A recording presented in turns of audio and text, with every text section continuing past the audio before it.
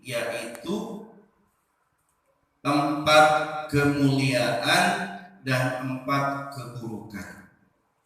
Ini temanya ya Bu ya.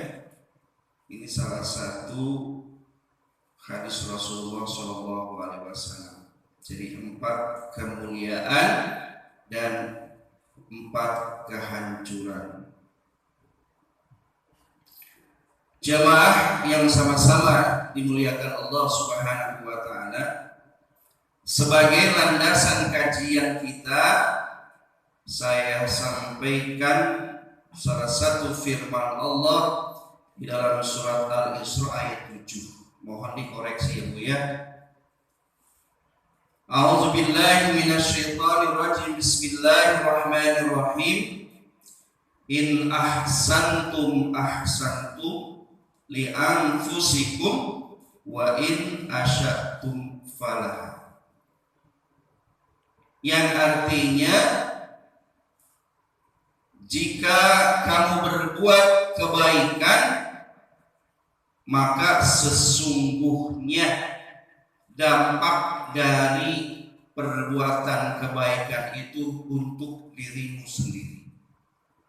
Dan jika kamu berbuat keburukan, maka dampak dari keburukan itu untuk dirimu sendiri. Ini arti dari surat Al-Isra ayat 7. Kemudian saya sampaikan hadis Rasulullah SAW, ittaqillaha haitsu ma kunta wa bi sayyi'atil hasanata tamtuha wa khaliqun nasa bi khuluqin hasanin. Yang artinya, bertakwalah kamu kepada Allah di mana saja kamu berada. Ikutilah keburukan dengan kebaikan sebagai penghapusnya, dan berakhlaklah kepada manusia dengan akhlak yang baik. Inilah Bu, 2 landasan kajian kita, 1 firman Allah, 1 hadis Rasulullah SAW. Jamaah yang sama-sama dimuliakan Allah Subhanahu wa taala. Jadi tema kita 4 kemuliaan akan hancur oleh 4 keburukan.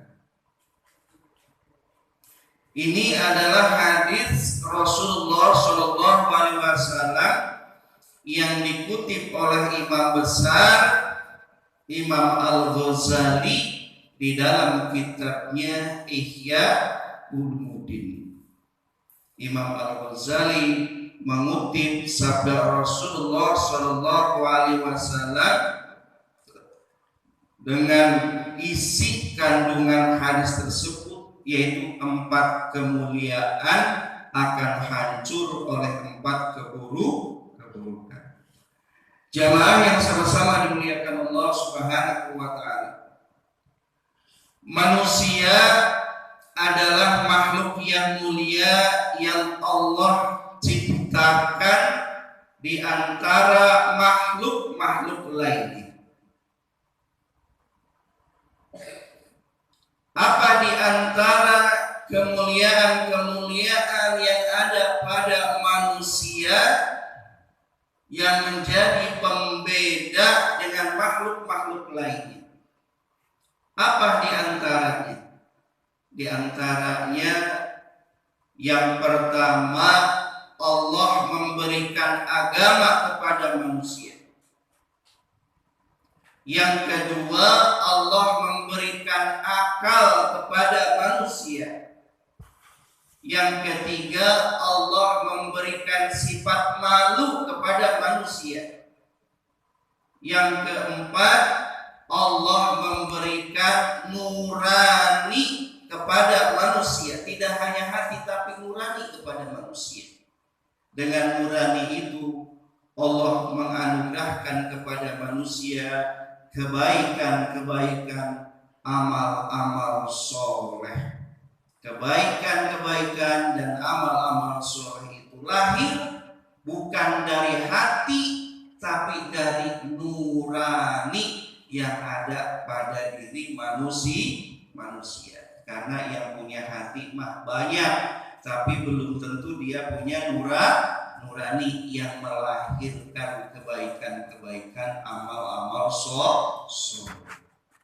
Itu 4 di antara kemuliaan manusia yang menjadi pembeda dengan makhluk-makhluk lain.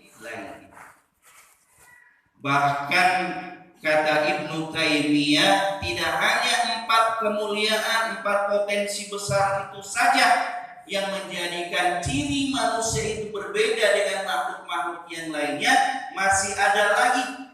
Di antaranya, laqad khalaqnal insana fi ahsani taqwim, yang menjadi perbedaan manusia mulia dengan yang lainnya karena manusia diciptakan oleh Allah ahsani taqwim, sebaik-baik bentuk, sebaik-baik rupa. Ini adalah ciptaan Allah yang maha sempurna.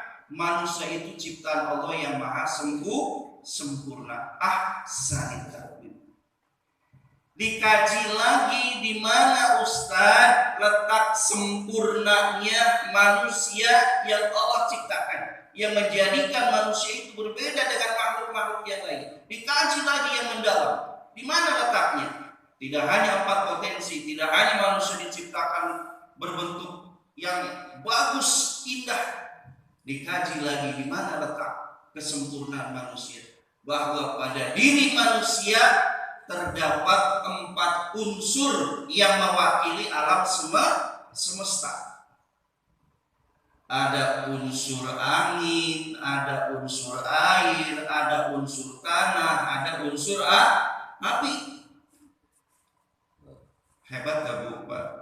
Hebat gak?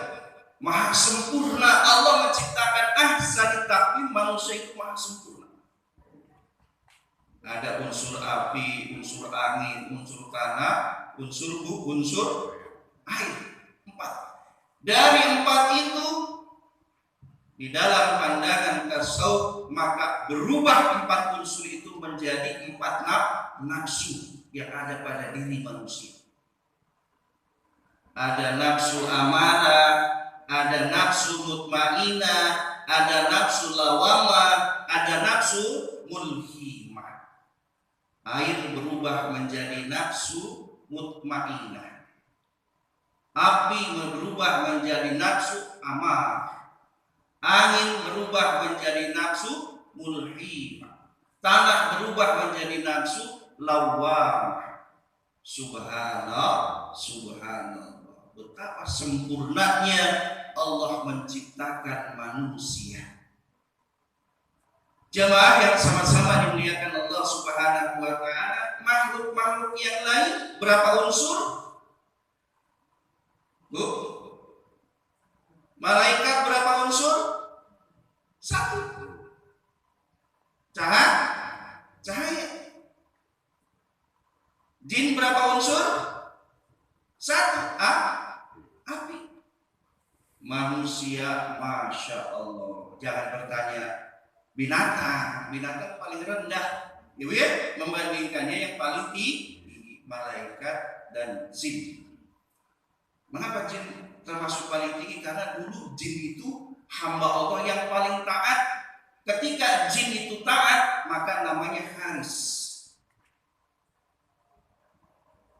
Tapi dia ingkar kepada Allah, berubah menamai menjadi iblis.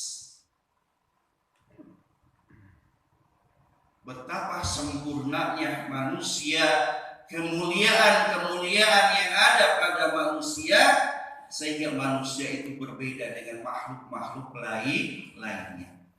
Jamaah yang sama-sama dimuliakan Allah Subhanahu wa taala. Makanya pada pagi hari ini kita akan berbicara tentang sebagian kecil kemuliaan manusia yang akan hancur oleh sifat yang ada pada diri manusia itu sendiri. Jadi 4 kemuliaan akan hancur oleh 4 sifat buruk yang ada pada manusia. Jamaah yang sama-sama dimuliakan Allah Subhanahu wa taala. Apa kata Imam Al-Ghazali di dalam menerangkan hadis Rasulullah sallallahu alaihi wasallam, 4 kemuliaan akan hancur oleh 4 keburukan sifat manusia.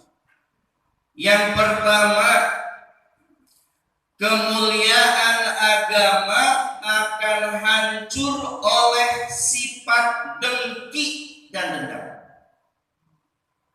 Kemuliaan agama akan hancur oleh sifat dengki dan dendam. Apa maksudnya Ustaz? Maksudnya adalah bahwa agama itu adalah kemuliaan dari Allah. Agama itu potensi besar dan kemuliaan dari Allah yang Allah berikan kepada manusia. Agama.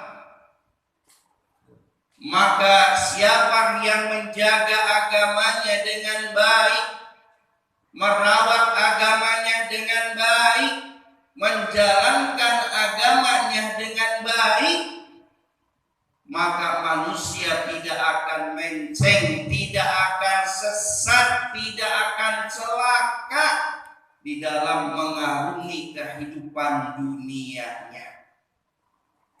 Agama. Kalau kita taat kepada agama, menjaga agama, menjalankan agama dengan baik, maka kita tidak akan menceng, tidak akan sesat, tidak akan celaka, tidak akan hilang orang tersebut di dalam mengarungi kehidupan sehari-harinya. Namun awas, hati-hati. Kemuliaan agama yang begitu hebat, yang begitu tinggi, yang begitu agung, yang menjadikan manusia beda dengan makhluk yang lainnya karena diberi agama, hati-hati. Kemuliaan agama akan hancur, bahkan akan hilang bila seseorang memiliki sifat dengki dan dendam. Hancur tubuh. Kemuliaan agamanya hancur. Apa maksudnya Ustaz? Detil lagi Ustaz, kaji lagi sedikit lagi. Apa maksudnya? Agama menjadi hancur bila mempunyai sifat dengki dan dendam.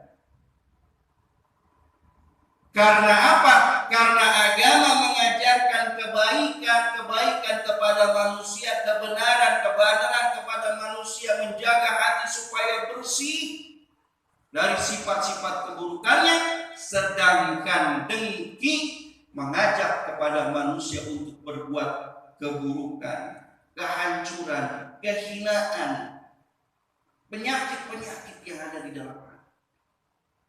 Bertolak belakang dengan agama. Maka bila seseorang memiliki agama, kemudian agamanya tidak dipelihara dengan baik, bahkan dia punya sifat dengki, maka akan hancur kemuliaan agama tersebut oleh sifat dengki dan dendam. Sudah disampaikan Ibu kutipan sifat dengki, penyakit dengki itu adalah penyakit yang datang dari langit. Saya update lagi, yang datang dari langit. Ini penyakit hati yang paling besar. Urutan pertama dari penyakit hati yang paling besar, yang paling berbahaya yang ada pada manusia, turunan dari langit. Siapa yang dimaksud dengan langit? Yaitu turunan dari iblis, dari jin. Mengapa demikian Ustaz? Karena jin dengki dan dendam kepada Nabi Adam alaihissalam. Ketika Allah menciptakan Nabi Adam manusia, malaikat bertanya, jin protes, ya, apa kemampuan manusia dan lain sebagainya. Salah satu kecerdasan Nabi Adam manusia, maka Allah perintahkan Nabi Adam untuk menyebut nama-nama yang ada di seluruh penjagat dunia ini. Nama-namanya disebut di dalam Al-Quran. Nabi Adam mampu menyebut satu persatu nama-nama yang ada di alam dunia ini, sedangkan jin tidak mampu. Dengan dengkinya, singkat cerita, jin menggoda Nabi Adam alaihissalam, membujuknya untuk mendekati buah yang dilarang oleh Allah, dan Nabi Adam terjebak dengan bujuk rayu kedengkian jin atau iblis, sehingga Nabi Adam terlempar ke dunia dari surga. Begitu pula bagaimana kedengkian ini dilanjutkan kepada putra-putranya Nabi Adam alaihissalam. Habil dengki seorang kakak kepada adiknya. Mengapa dengki? Karena ketika Allah meminta persembahan, maka Kabil sebagai seorang kakak memberikan persembahan kepada Allah dengan persembahan yang buruk, yang jelek. Sedangkan adiknya Habil memberikan persembahan kepada Allah itu yang bagus-bagus, sehingga yang diterima adalah persembahan dari Habil. Jamaah yang sama-sama dimuliakan Allah Subhanahu wa ta'ala. Jadi kembali lagi, kemuliaan agama akan hancur, bahkan hilang apabila seseorang memiliki sifat dengki dan dendam. Maka solusinya bagaimana Ustaz? Solusinya agar agama, kemuliaan agama yang ada pada diri kita, yang Allah anugerahkan kepada kita, jangan sampai hancur, jangan sampai hilang oleh dengki. Maka solusinya adalah jaga agama dengan sebaik-baiknya, jalankan agama dengan sebaik-baiknya sesuai dengan perintah Allah dan Rasul-Nya. Tidak sampai situ, jadikanlah agama itu menjadi kepribadian kita. Melebur dengan kepribadian kita. Semakin kita banyak ilmu, semakin bagus akhlaknya, hatinya. Semakin kita banyak sholat, tidak hanya wajib, sunnah juga dikerjakan, maka semakin melebur ke dalam jiwa kita, semakin menjadi orang yang baik. Meningkat ibadahnya, meningkat pula kebersihan hatinya. Jangan sampai kita rajin sholat tapi hatinya lekuk, hatinya bengkok. Jangan sampai kita rajin sholat, kita rajin puasa, kita rajin zikir, tapi hati kita dengki, ya, benci, dengki kepada saudara kita. Na'udzubillah, summa na'udzubillah. Jadikanlah agama yang kita kerjakan sehari-hari, sholat, puasa, zikir, dan lain sebagainya, menjadi kepribadian, melebur di dalam jiwa kita, sehingga jiwa kita menjadi manusia yang bertakwa. Inna akramakum indallahi atqakum. Sesungguhnya yang paling mulia di antara kamu di sisi Allah yang paling takwa. Siapa yang paling takwa itu? Yang paling baik jasadnya dan yang paling baik ruhaninya. Yang paling baik jasadnya, apa yang dimaksud jasadnya? Perintah-perintah Allah dikerjakan lewat gerakan badan kita.